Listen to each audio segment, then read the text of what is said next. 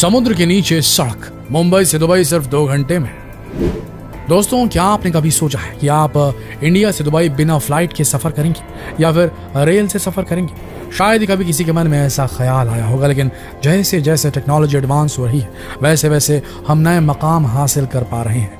Hyperloop train और driverless flying car के बाद अब यूएई फ्यूचर के एक और ड्रीम प्रोजेक्ट पर काम करने की प्लानिंग कर रहा है। और अगर ये प्लानिंग कामयाब हो जाती है तो फिर जल्दी ही आप मुंबई से दुबई के बीच सफर कर पाएंगे, वो भी उस ट्रेन से जो समंदर के नीचे से दौड़ेगी। कहते हैं ट्रांसपोर्टेशन इज ट्रांसफॉर्मेशन, यानी अगर किसी देश या किसी इलाके को डेवलप करना तो वहाँ ट्रांसपोर्टेशन को डेवलप कर दीजिए, फिर देखिए वो देश या इलाका खुद ब खुद कैसे डेवलप हो जाएगा। वैसे भी आजकल तो ट्रांसपोर्टेशन एक अलग ही लेवल पर विकसित हो गया है, वरना कुछ साल पहले फ्लाइंग कार के बारे में कौन ही सोच सकता था भला।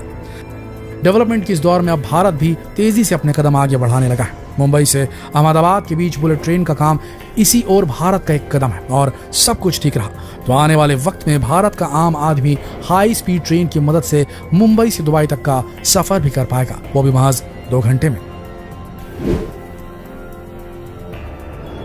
यहां तक तो बात फिर भी ठीक है, लेकिन जो बात सबसे ज्यादा हैरान करने वाली है वो ये है कि ये ट्रेन समंदर के भीतर से गुजरेगी, यानी ये under water high speed train होगी जो भारत को यूएई से जोड़ेगी। दोस्तों, ये ultra high speed under water rail network बनाने की बड़ी पहल हुई है यूएई की तरफ से। अबू धाबी में हुए इंडिया यूएई कॉन्क्लेव के दौरान नेशनल एडवाइजर ब्यूरो लिमिटेड के मैनेजिंग डायरेक्टर और चीफ कंसल्टेंट अब्दुल्ला अल शेही ने इसका खुलासा किया है। उनके मुताबिक ये रेल रूट करीब 2000 किलोमीटर का होगा, जो भारत के मुंबई और यूएई के फुजैरा शहर को आपस में कनेक्ट करेगा, वो भी अरेबियन सी के भीतर से होता हुआ। दोस्तों, ये एक मेगा प्रोजेक्ट है और बहुत महत्वाकांक्षी भी, क्योंकि एक बार ये प्रोजेक्ट तैयार हो गया तो फिर मुंबई से यूएई मात्र 2 घंटे दूर रह जाएगा। वैसे इस मेगा प्रोजेक्ट को लेकर कई बड़े सवाल और चुनौतियां भी सामने आई हैं, और उन पर बात करें उससे पहले ये जान लेना जरूरी है कि इस ultra high speed under water rail network के फायदे क्या होंगे। जो सबसे पहला फायदा तो यही होगा कि आम आदमी भी मुंबई से दुबई और दुबई से मुंबई का सफर कर पाएगा, वो भी महज 2 घंटे में। दोस्तों, ये प्रोजेक्ट एक पाथ ब्रेकिंग प्रोजेक्ट होगा, जिससे दोनों देशों के बीच ट्रेड के लिए सीधी कनेक्टिविटी हो जाएगी, क्योंकि इनके बीच गुड्स का ट्रांसपोर्ट बढ़ जाएगा। दोनों देशों के बीच इंपोर्ट एक्सपोर्ट आसान हो जाएगा।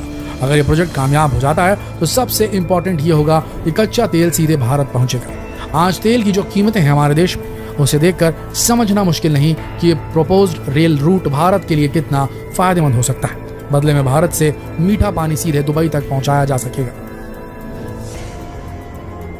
आज दुबई अपने पीने के पानी की जरूरतों को पूरा करने के लिए खारे पानी को मीठे पानी में बदलता है या फिर क्लाउड सीडिंग की मदद लेता है। इस काम में उसकी काफी दौलत खर्च होती है, क्योंकि ये प्रोसेस काफी महंगे है। लेकिन एक बार जो ये प्रोजेक्ट पूरा हो गया तो फिर भारत की नर्मदा नदी का मीठा पानी दुबई तक आसानी से एक्सपोर्ट हो जाएगा, यानी भारत को यहाँ कम कीमत पर कच्चा तेल मिल जाएगा, वहीं दुबई को कम कीमत पर पीने का पानी नसीब हो जाएगा। तो इस तरह इस प्रोजेक्ट से दोनों देशों का भरपूर फायदा होगा। अब जरा इस प्रोजेक्ट में आने वाली चुनौतियों पर भी गौर फरमा लेते हैं, क्योंकि ये मुद्दे भी काफी अहम होने वाले हैं। क्या होगा अगर समंदर में सफर के दौरान ये ट्रेन किसी हादसे का शिकार हो जाएगी? तब कैसे समंदर के भीतर लोगों तक मदद पहुंचाई जाएगी? क्या होगा अगर कोई प्राकृतिक आपदा आ जाए, यानी अगर सुनामी आ गई, फिर कैसे पानी के भीतर इस हाई स्पीड ट्रेन के मुसाफिरों को रेस्क्यू किया जा सकेगा?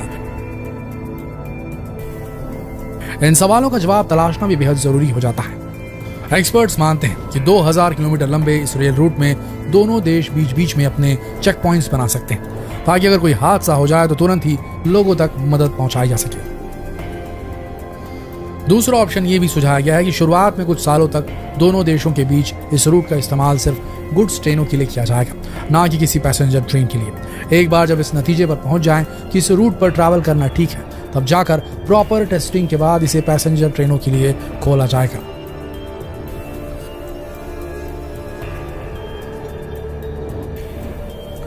दूसरी चुनौती यह है कि अगर सुनामी आ जाए तब कैसे रेल रूट पर होने वाली अनहोनी को टाला जाए। एक्सपर्ट्स ने इस सवाल का भी जवाब दिया है, जिनके मुताबिक दोनों देशों को साथ मिलकर समंदर के बड़े हिस्से में एक अलार्म सिस्टम डेवलप करना पड़ेगा, ताकि सुनामी जैसी प्राकृतिक आपदा की भनक लगते इस अंडर वाटर रेल रूट को तुरंत सस्पेंड किया जा सके, या फिर आज की हाईटेक टेक्नोलॉजी की मदद से इस रेल रूट को इतना एडवांस्ड और मजबूत बना दिया जाए जो इस किस्म की आपदा को झेलने में सक्षम हो।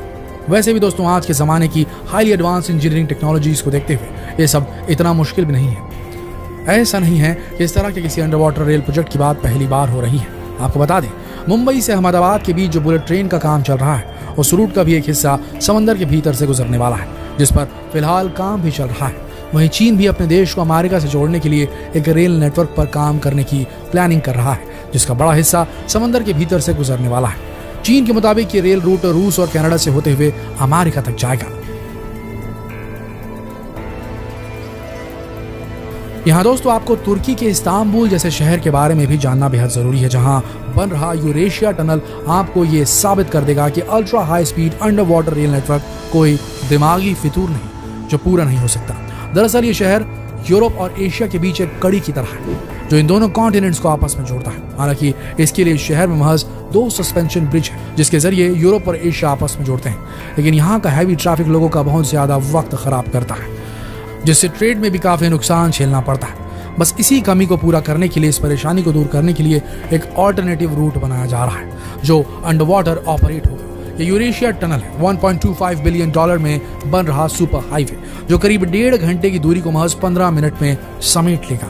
ये टनल 3.4 किलोमीटर लंबा है, जिस पर बहुत तेजी से काम चल रहा है। इसके लिए पानी के भीतर मौजूद चट्टानों में भी छेद करके रास्ता बनाया जा रहा है।